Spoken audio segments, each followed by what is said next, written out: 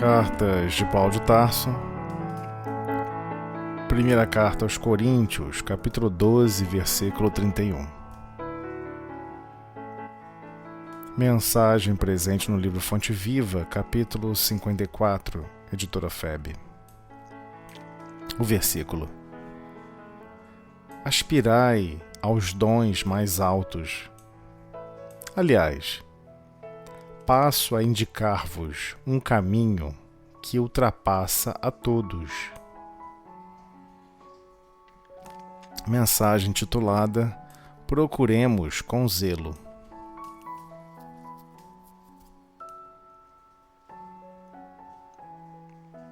A ideia de que ninguém deve procurar aprender e melhorar-se para ser mais útil à revelação divina é muito mais uma tentativa de consagração, entrega à ociosidade que o ensaio de humildade incipiente, nascente. A vida é curso avançado de aprimoramento por meio do esforço e da luta, e se a própria pedra deve sofrer o burilamento para refletir a luz, que dizer de nós mesmos, chamados, desde agora, a exteriorizar os recursos divinos? Ninguém interrompa o serviço abençoado da sua educação a pretexto de cooperar com o céu, porque o progresso é um comboio de rodas infatigáveis que relega para trás os que se rebelam contra os imperativos da frente. É imprescindível avançar com a melhoria consequente de tudo que nos rodeia. E o Evangelho não endossa, não assegura ou garante qualquer atitude de expectativa, de espera, displicente, indiferente. A palavra de Paulo é demasiado significativa. Dirigindo-se aos coríntios, o apóstolo da gentilidade exorta-os, incentiva-os a procurarem com fervor os melhores dons. É imprescindível nos disponhamos a adquirir as qualidades mais nobres de inteligência e coração, sublimando a individualidade imperecível.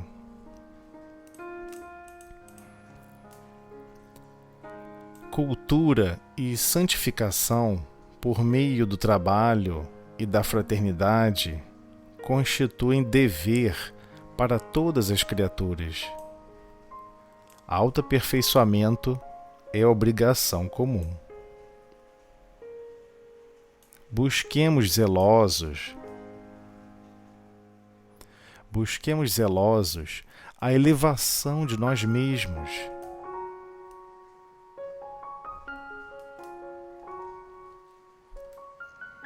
assinalando a nossa presença, seja onde for, com as bênçãos do serviço a todos, e tão logo estejamos integrados no esforço digno, dentro da ação pessoal e incessante no bem, o alto nos descortinará mais iluminados caminhos para a ascensão.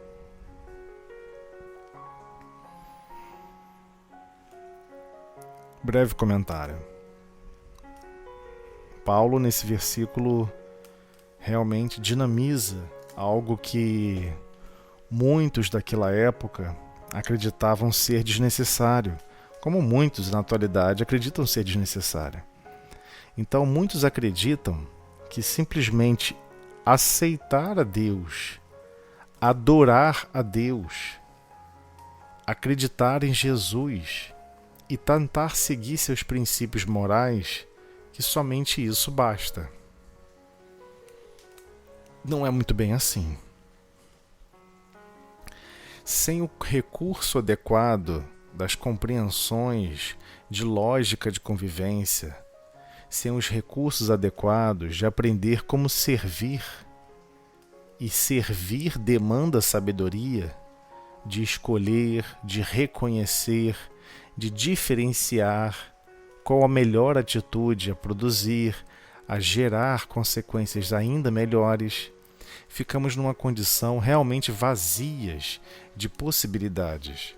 E todas as vezes que vamos ser consternados ou até mesmo conduzidos a servir ao próximo, seja por mecanismos divinos que nos impõem a tarefa, seja no lar, seja no trabalho, seja onde for, como podemos servir se não estamos desejosos de aprender mais nada?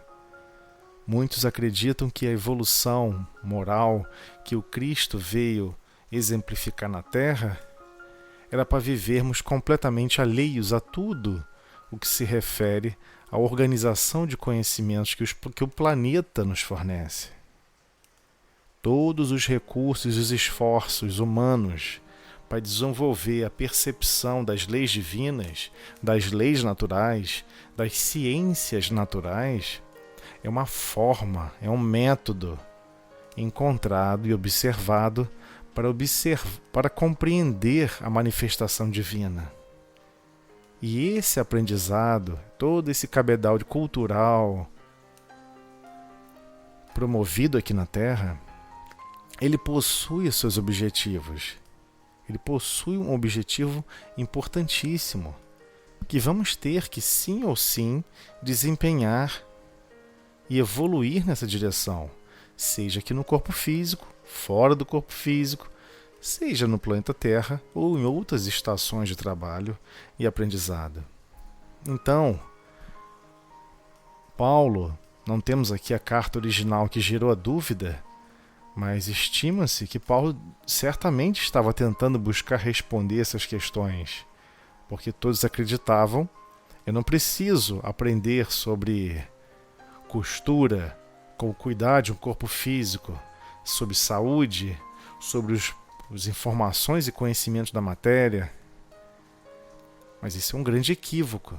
Precisamos sim dinamizarmos os nossos conhecimentos, aprender sempre cada vez mais, para sempre melhorarmos a nossa possibilidade de agir na revelação divina, seja em que situação estivermos. E assim somos convidados. Alguns são convidados a ter experiências reencarnatórias na área da justiça, na área da construção, na área da engenharia, na área biomédica, na área eletrotécnica, na parte técnica de construções eletroeletrônicas. Então não são conhecimentos vazios, não são condições inúteis. São potencialidades que somos todos convidados a treinarmos e a nos desenvolvermos para servir melhor a constituição divina de convivência em todos os setores da atividade humana. Então, o título é muito oportuno, né? Procuremos com zelo, com mais carinho, mais atenção, mais afinco. Então, essa ideia de que ninguém deve procurar aprender a melhorar-se para ser mais útil na revelação divina, como? É somente você repete os versículos, somente você repete os exemplos e as vivências do Cristo. E todas as manifestações atuais da Terra são inúteis. Só o que importa são as manifestações da época do Cristo. Uma grande bobagem, uma grande tolice. Estamos mentindo para nós mesmos, com uma tentativa, e Emmanuel deixa isso bem claro, é muito mais uma tentativa de se entregar à ociosidade. Pô, vou aprender matemática, vou aprender física, vou aprender química? Difícil pra caramba. Claro que é difícil, porque isso é manifestação divina. É como a divindade se manifesta na matéria. Se é complexo aqui de compreender, imagina as semi-matérias, que são muito mais moldáveis e interligáveis com muito mais facilidade ao pensamento. seja equilibrado ou não. Então, por vezes, buscamos uma forma de nos entregarmos à ociosidade. Preferimos ficar sem fazer nada do que aprender algo realmente desafiador. E, igualmente, Emmanuel vai um pouco mais profundo, que por vezes essa tentativa de entrega à ociosidade é um ensaio de humildade incipiente, um ensaio de humildade nascente. Só que isso acaba não se transformando em humildade, e sim em fuga, a compreender justamente como a manifestação divina ocorre na Terra. Então, Emmanuel prossegue: a vida é curso avançado de aprimoramento. Todas essas formas que estamos nos desafiando em termos de conhecimento, em termos de como executar e praticar o bem. Não podemos praticar o bem para alguém que está acamado enfermo sem compreendermos o mínimo do mínimo da funcionalidade orgânica de um corpo físico.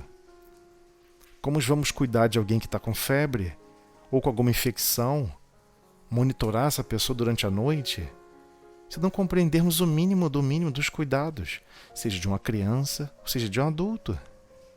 Uma criança é ainda mais complexo. Não podemos baixar a temperatura de uma criança como baixa de um adulto. Já sabemos que o corpo físico de uma criança não suporta quedas abruptas de temperatura. Não podemos pegar uma criança que está com uma febre alta e enfiar embaixo de um chuveiro de água fria. A criança pode entrar em estágio de convulsão. Ah, mas eu não sabia. A criança convulsionou, mas eu não sabia, mas a minha intenção era boa. Mas você buscou compreender e se aperfeiçoar para melhor servir no cuidar de uma criança? Ah, mas onde eu vou ler sobre isso? Existe uma infinidade de livros. Poxa, mas eu vou ter que sentar para estudar como cuidar de uma criança? Todos que cuidaram de mim não leram nada. Sim, e todos que cuidaram de você não leram nada, não conseguiram se aprimorar em coisa alguma. Viveram a vida e reagiram à vida sem nenhum esforço, no meio comum da luta, de se desenvolver para melhor servir. Então não podemos ficar nesse engano. Poxa, como é que eu tenho que...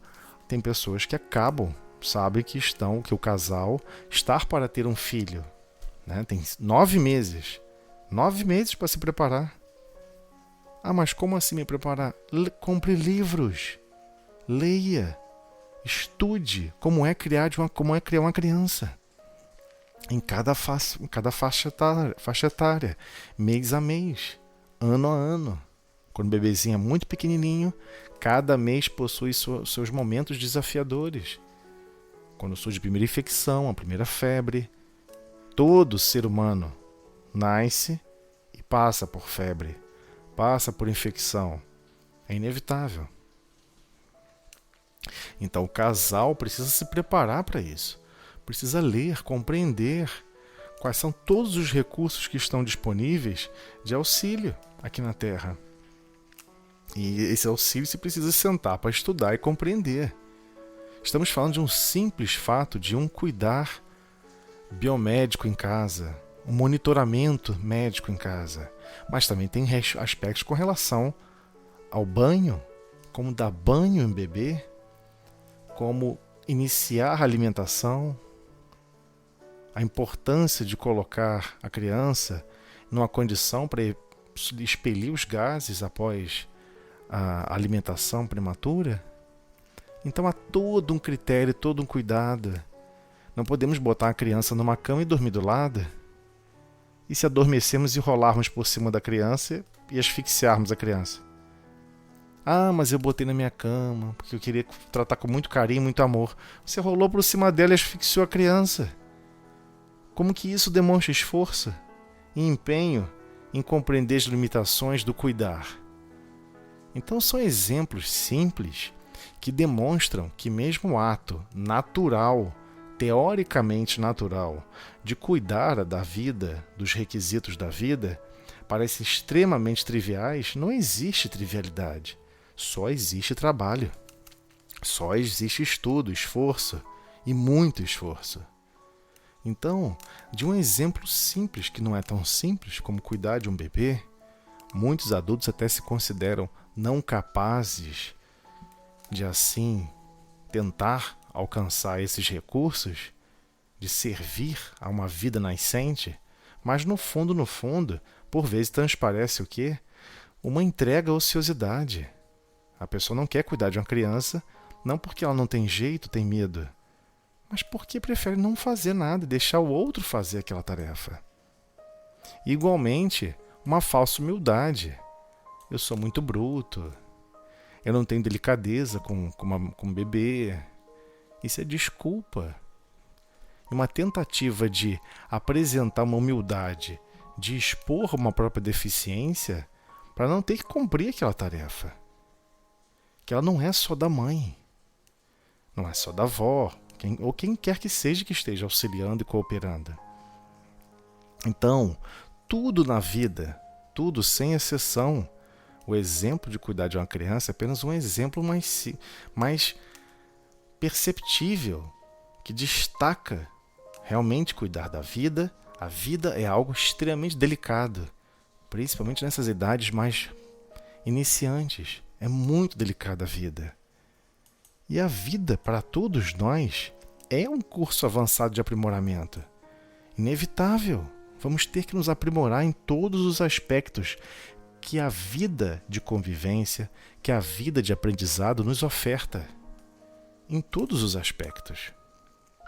Então, como foi colocado aqui o exemplo por Emmanuel, se até a pedra deve sofrer o burilamento, né? Se você está fazendo uma escultura, você faz uma escultura de uma rocha, seja o que for, se você quiser deixá-la bem lisa, para ela ficar até refletindo luz, para ficar algo realmente fantástico a superfície, bem espelhada, você precisa passar o buril.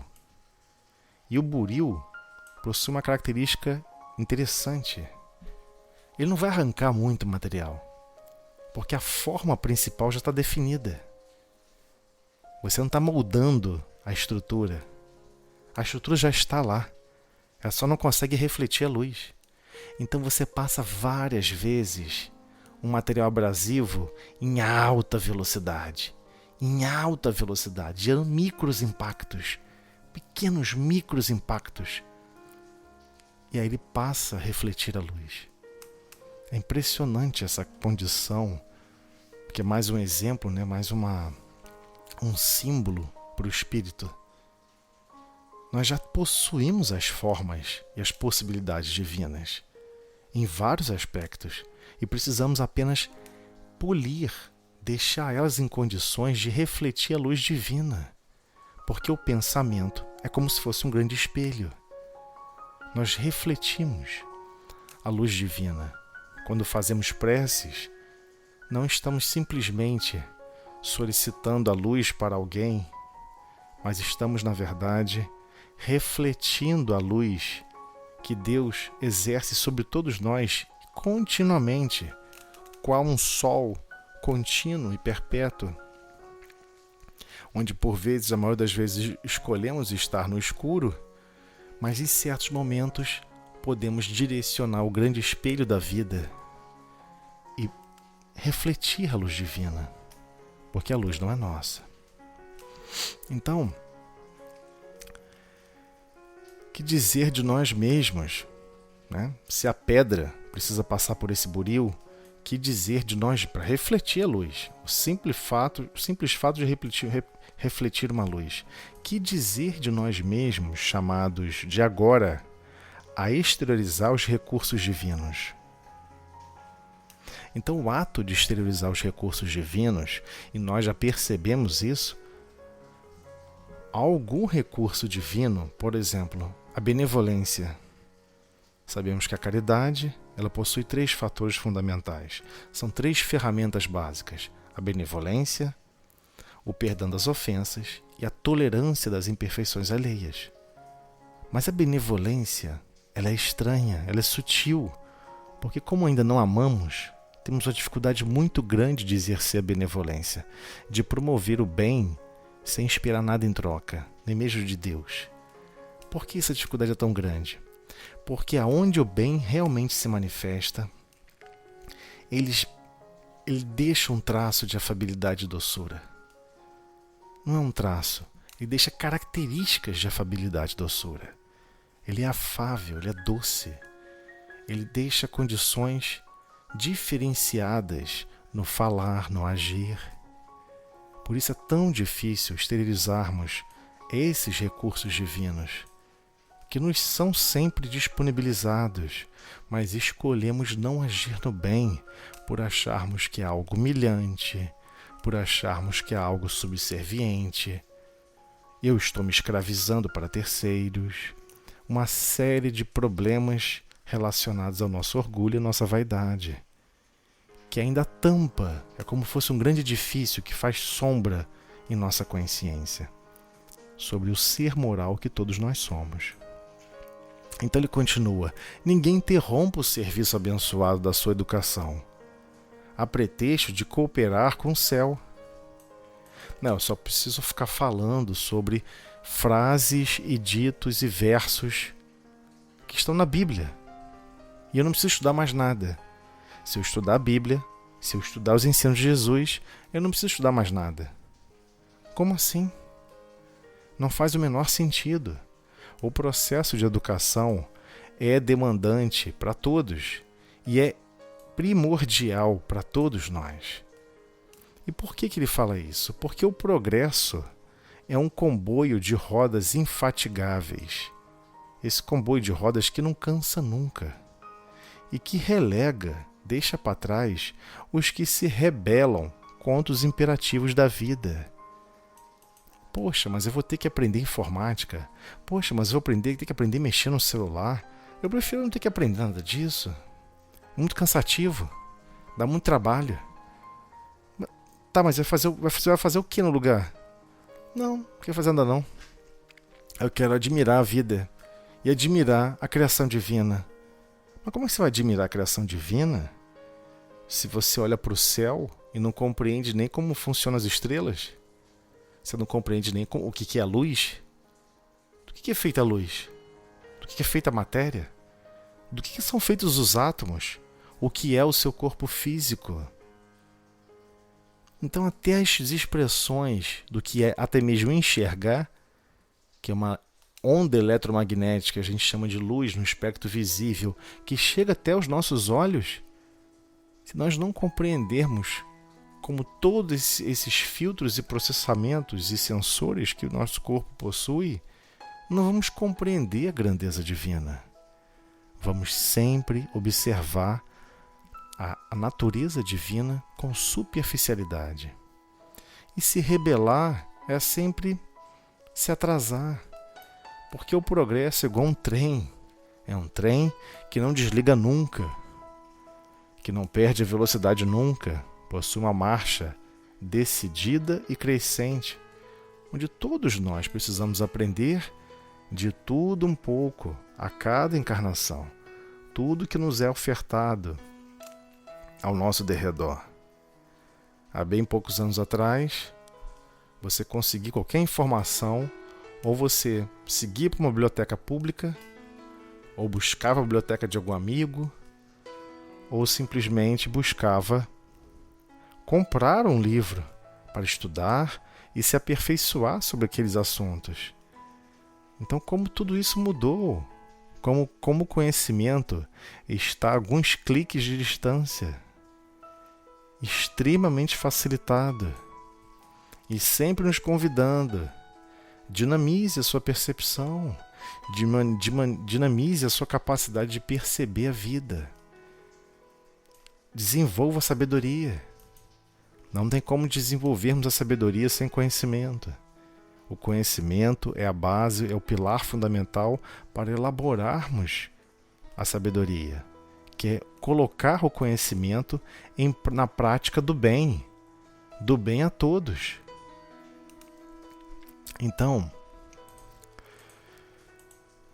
é indispensável avançar com a melhoria consequente de tudo que nos rodeia. É indispensável avançarmos com a melhoria consequente de tudo que nos rodeia. Ou seja, existe uma série de recursos que nos rodeiam que promovem a nossa melhoria, gera consequências naturais de melhoria em todos nós. E esses recursos não estão aqui por acaso. Ah, mas isso foi criação humana, não foi criação divina.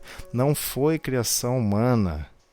Foi coordenado e dirigido por espíritos encaminhados pelo próprio Cristo.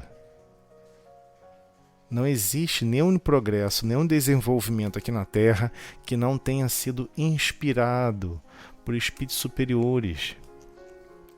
Eles não nos dão diretamente as respostas, mas nos inspiram, guiam, nos convidam para locais durante o sono, para percebermos, estudarmos e elaborarmos conceitos que depois, quando estamos na condição de acordados, fora do sono, não lembramos em totalidade, mas surgem os estalos das ideias, que não são essencialmente nossas. Se a gente buscar a história da tecnologia na Terra, é impressionante. O desenvolvimento do raio-x, esquecer um filme fotográfico embaixo do tubo de Crookes, dos raios catódicos. E descobriu-se que alguma coisa a mais tinha ali dentro, um raio esquisito. Como eu não sei qual é o nome desse raio, eu vou chamar de raio-x. E assim ficou até hoje, raio-x. Então não pode ser simplesmente uma coincidência. Você pega o histórico do desenvolvimento da penicilina, algo importantíssimo, imprescindível. Alguém esqueceu uma placa Petri em cima da mesa com um certo fungo. Quando chegou 30 dias depois de férias, encontrou uma série daquele micro-organismo que ele estava lutando contra, totalmente afastado daquele fungo. Eis o surgimento da penicilina. Então nada disso foi por acaso, não existe acaso. O acaso é o que a gente não consegue explicar.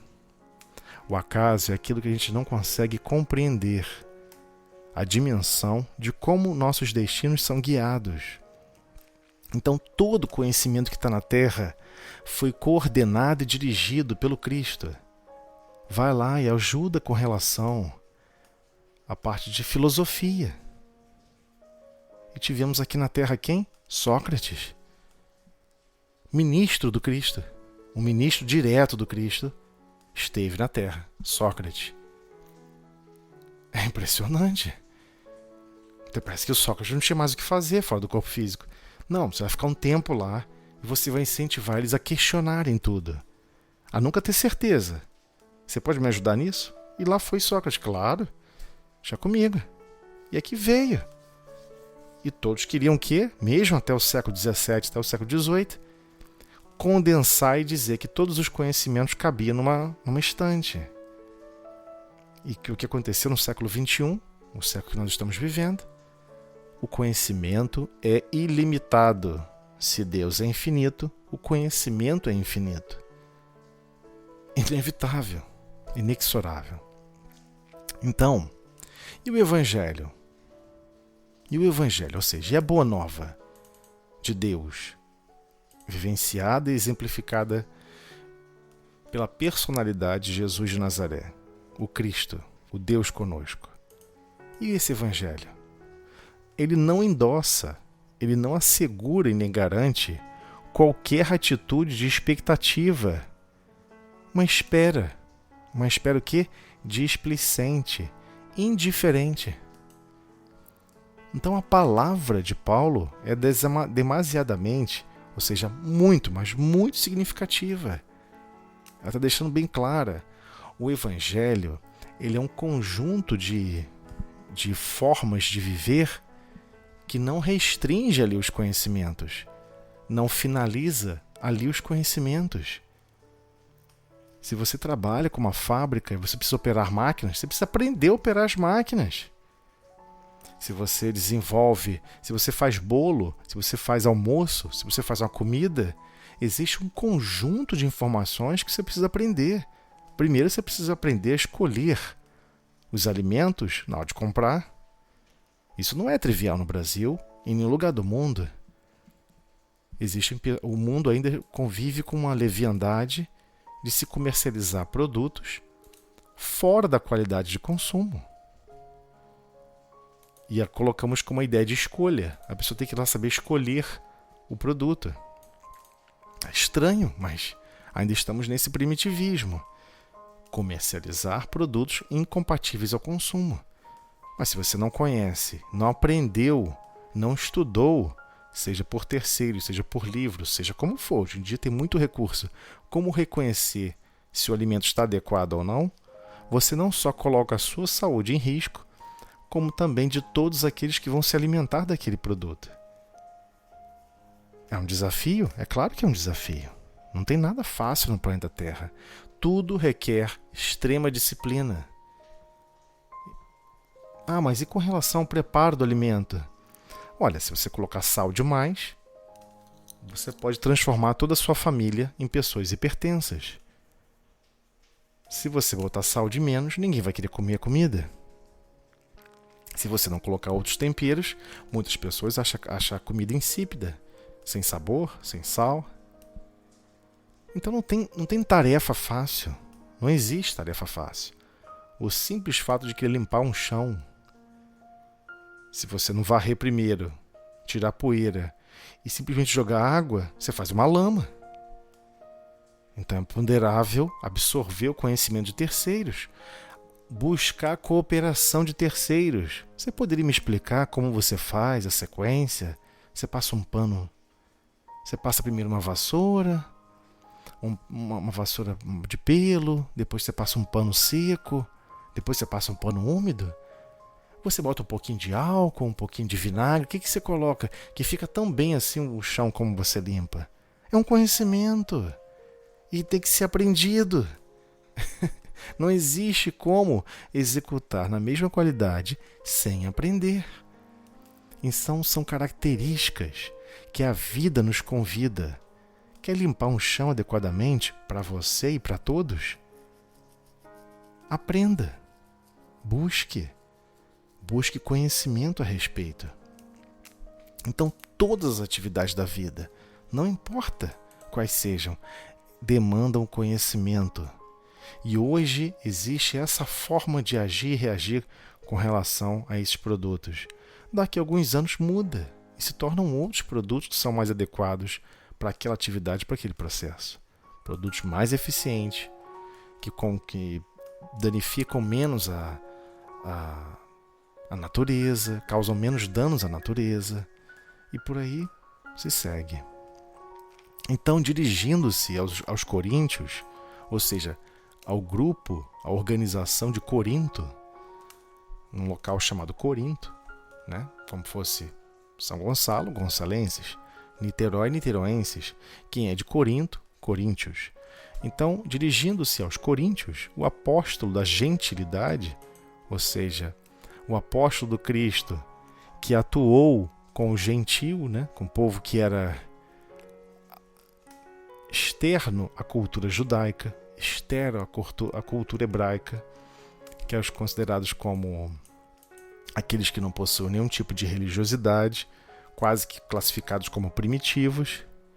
Então o apóstolo da gentilidade exorta-os, incentiva-os a procurarem com fervor os melhores dons.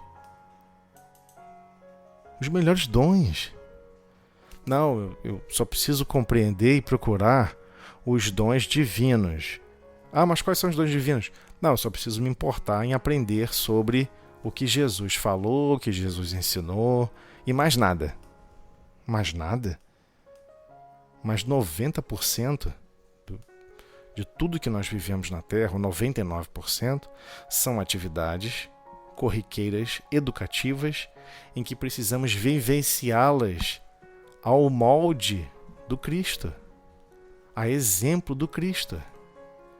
Em todas as atividades, Jesus não dispensou ao trabalho simples, junto com o Pai na marcenaria, tratando e trabalhando a madeira, com o enxó, com todas as ferramentas pesadas. Não era um trabalho simples, e não é um trabalho simples até hoje. Requer habilidades com as mãos, habilidade mecânica, habilidade técnica. Então, ele teve que desenvolver esse dom aqui na Terra. E ele foi humilde. Ele chega para o pai e pede: Pai, poderia me ensinar? O pai terreno: Pai, poderia me ensinar o ofício para trabalhar com a madeira?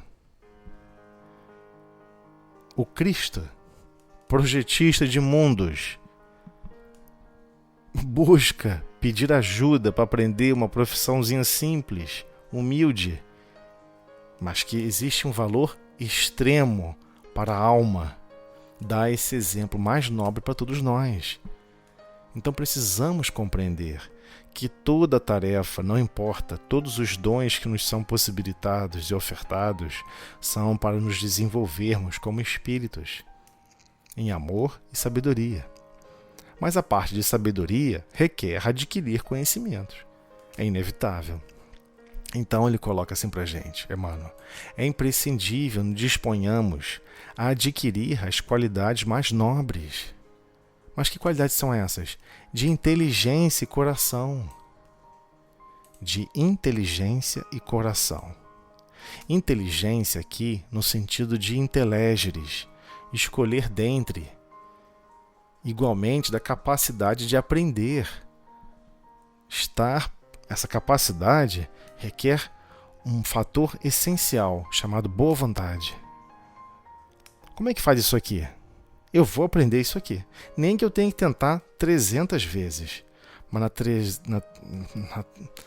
na 301 eu vou conseguir executar. Eu vou conseguir fazer. Temos que nos esforçar nesse sentido. Ah, mas eu não consegui a primeira, não consegui a segunda, desistir. Se esforce mais. E por que está falando do coração? Ele está falando dos campos dos sentimentos. Precisamos aprender a reconhecer sentimentos. Sabemos reconhecer uma palavra torta? Que às vezes nós executamos, né? Que recebemos e classificamos como injuriosas, mas que nós executamos.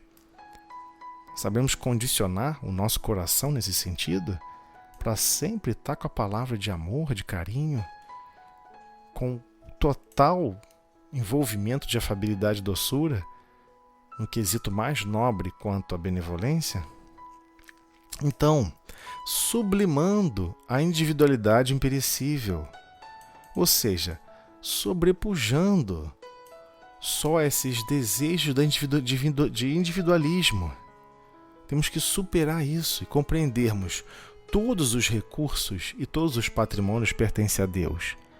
Todas as nossas preocupações e nos desenvolvermos tem que ser para servir a todos, sem exceção.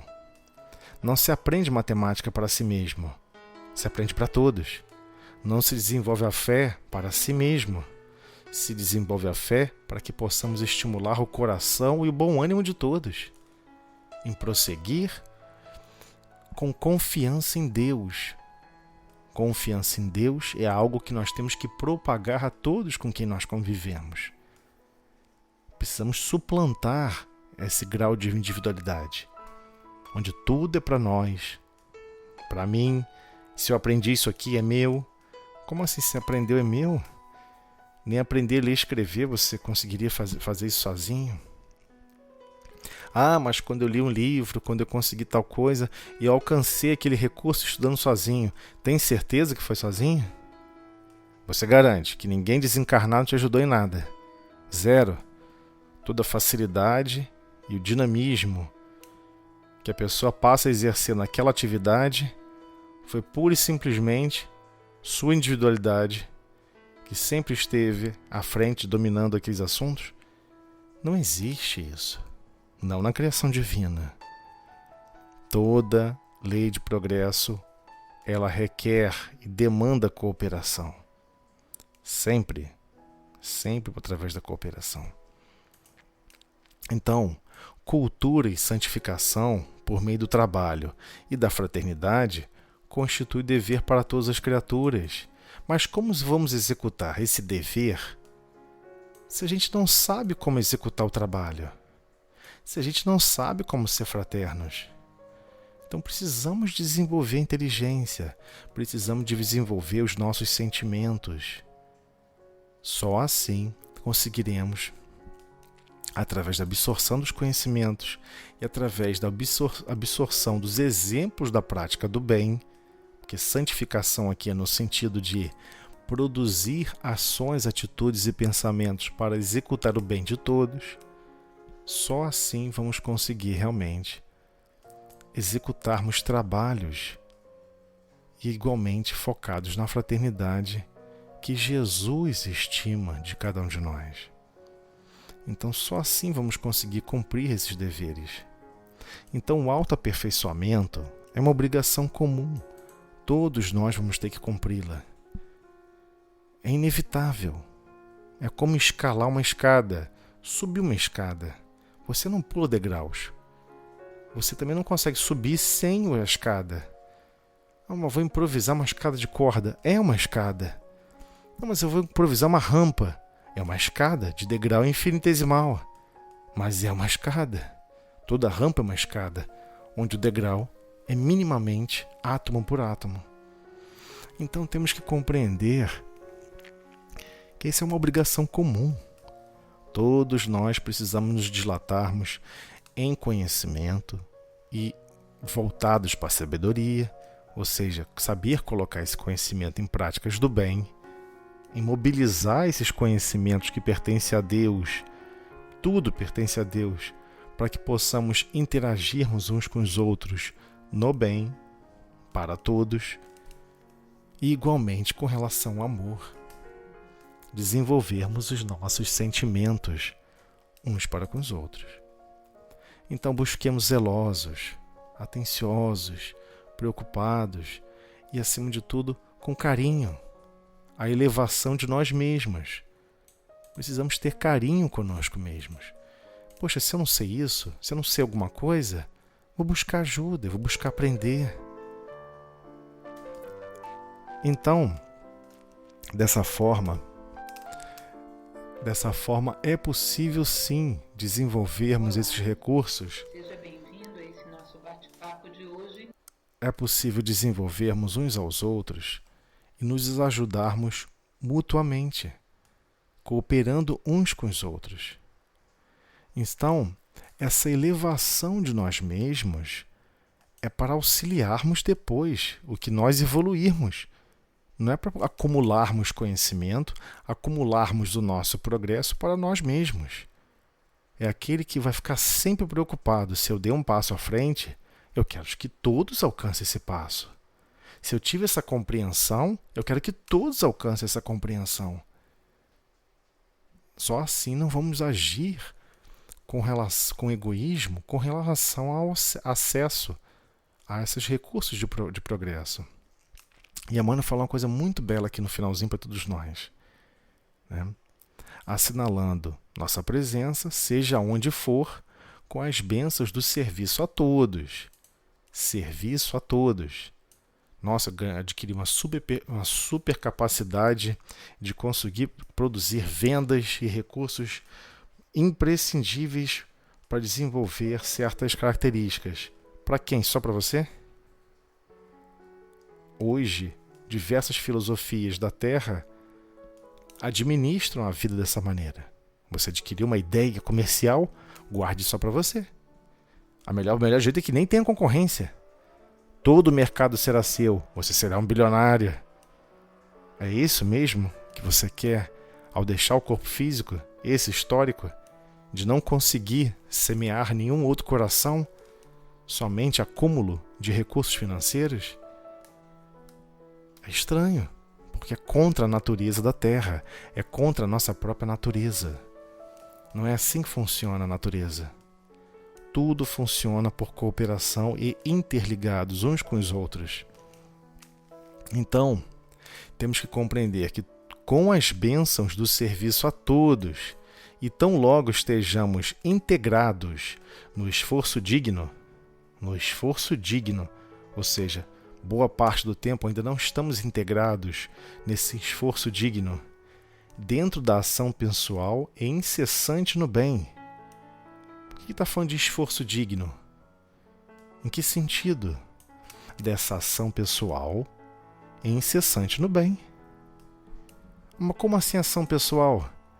Não podemos criar esforço dignos contratando terceiros, terceirizando o esforço. Olha, eu vou promover uma grande ajuda.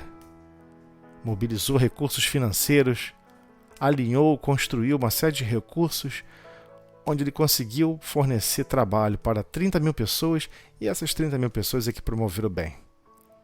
Mas cadê a sua ação pessoal? Sua ação pessoal foi chamada de pessoas para servir no bem? Não tem sentido nenhum. Cadê a sua ação pessoal? É esse o grande problema. Cadê a sua ação pessoal? Olha, eu tenho uma ideia genial para promover o bem. É incrível quando surgem ideias geniais. Mas a sua ideia genial para promover o bem é para que outros façam o bem e você só deu a ideia de fazer o bem? Cadê a sua ação pessoal? Cadê a sua participação pessoal? A minha participação pessoal foi dar a ideia. Isso não é uma ação. Isso se chama sugestão. A própria língua portuguesa já diferencia isso para todos nós. Então essa ação pessoal, igualmente, ela deve ser incessante no bem. Olha, eu fiz o bem até aqui, mas agora, poxa, quero obter vantagem pessoal. Vantagem só para mim. Aí a pessoa desliga o incessante no bem e passa a buscar que esse bem seja agora para outro vetor. Né? Não é um vetor mais para todos, é só para ele. Então ainda estamos assim ainda. Não estamos ainda integrados no esforço digno. Ainda não temos essa consciência. Ainda estamos patinando sobre o esforço digno. Porque esforço digno requer ação pessoal e incessante no bem. Nossa, a cada minuto e a cada circunstância da vida. Está querendo dizer que com o ato de lavar a louça demanda minha ação pessoal e minha forma incessante no bem? Você pode fazer revoltada. Você pode fazer quebrando prato. Você pode fazer lavando mal lavado. Você não está pensando no bem de quem vai consumir, quem vai usar depois aquele prato ou aquele copo. Se ele pode até se contaminar com alguma coisa, algum micro-organismo, o qual você não teve o cuidado de expelir daquele ponto, daquela louça maravilhosa que alguém fabricou para você, que você não tem ideia como é que fabrica também. Então cadê o nosso esforço digno? Estamos realmente já integrados no esforço digno? Já sabemos realmente fazer esforço digno? Então, não podemos malbaratar, não podemos diminuir nenhum recurso de treinamento que a Terra nos fornece. Todos estão para realmente acender aquela luz de emergência. Caramba! Não é que eu tento fugir sempre da ação pessoal? E, caramba, não é que eu sempre tento, fico fracassando. Tem hora que eu quero fazer o bem, tem hora que não. Tem hora que eu quero servir, tem hora que não. Então tá igual vagalume. Não é constante. Não é incessante. É alternado. Precisamos parar de agir no bem de forma alternada e sempre agir no bem de forma contínua, incessantemente. Então, quando já estivermos nesse ponto, de termos capacidade de desenvolver todos os recursos, essas bênçãos que nos são fornecidas em serviço de todos, quando chegarmos a esse ponto, igualmente de estarmos integrados no esforço digno, sabemos conduzir o nosso esforço com dignidade. Mas como assim com dignidade? Ele deixou claro, vírgula, dentro da ação pessoal e incessante no bem. Tem que ser sua ação pessoal. Não terceiriza, não. O alto nos descortinará mais iluminados caminhos para a ascensão. E aqui, Emmanuel foi brilhante. O alto nos descortinará mais iluminados caminhos para a ascensão. Isso não quer dizer que o que nós temos hoje já não é um caminho iluminado. Ele é um caminho iluminado que você não dá conta de avançar, que você não dá conta de executar. Como é que vai te passar mais? Seria como pedir a alguém que está quase se arrastando com dificuldade de cumprir 3 tarefas por dia e você quer dar 30. Como vai aplicar e ofertar mais caminhos iluminados para se desenvolver ainda mais na ascensão espiritual, em sabedoria e amor, se o básico que o planeta Terra já está nos ofertando no dia a dia, não queremos fazê-lo. Não fazemos com esforço digno. Muito pelo contrário, fazemos de má vontade. Contrariados, zangados, chateados que não está ocorrendo tudo do jeitinho que a gente gostaria. E geralmente o jeitinho que a gente gosta é sem esforço nenhum. Sem preocupação nenhuma. Então precisamos despertar para essas verdades. Se desenvolver em amor e sabedoria não é tão fácil. É muito complexo. E precisamos valorizar. Valorizar o quê? Com muito zelo, com muito carinho. E fazer essa busca. Precisamos buscar realmente adquirir cada vez mais dons. Dons do sentimento. Dons, igualmente, das capacidades de servir no bem. Caso contrário, estamos estacionados, parados, sobrevivendo à experiência da vida e não vivendo a verdadeira vida. Então precisamos acompanhar esse convite de Paulo com essa dilatação da percepção que Emmanuel traz para todos nós, compreendermos a necessidade de desenvolvermos a sabedoria hoje e sempre.